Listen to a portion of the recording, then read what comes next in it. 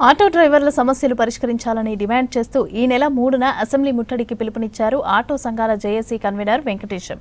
ఎన్నికల ముందు కాంగ్రెస్ ఆటో డ్రైవర్లకు ఇచ్చిన హామీలు ఇప్పటికీ అమలు కాలేదన్నారు.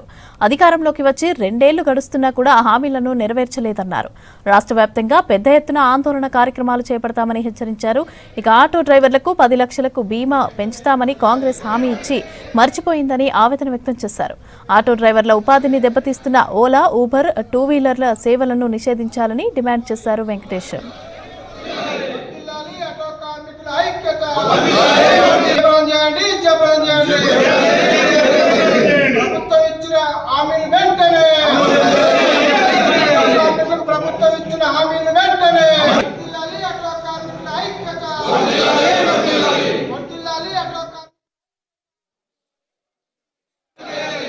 ముందుగా రాష్ట్ర ప్రభుత్వం తెలంగాణ ఆటో కార్మికులకు ఇచ్చినటువంటి హామీలు అమలు చేయాలని డిమాండ్ చేస్తూ మరి ఈ నెల రేపనగా 3వ తారీఖు నాడు చలో అసెంబ్లీ కార్యక్రమం నిర్వహించినాం.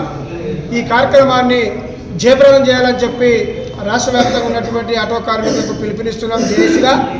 మరి ప్రభుత్వం గత అధికారంలోకి రాని కోసం ఇచ్చినటువంటి ఏ ఒక్క హామీ కూడా అమలు చేయకపోగా మా ఉన్న ఉపాధిని తీసేసి మమ్మల్ని రోడ్డు పాలు చేసి మా కుటుంబాలు రోడ్డున పడ్డట్టు చేసింది కనుక మరి మాకు అనేకమైనటువంటి కార్యక్రమాలు గత సంవత్సరం ఎన్ని చేసినా ఇప్పటివరకు పట్టించుకోలేదు.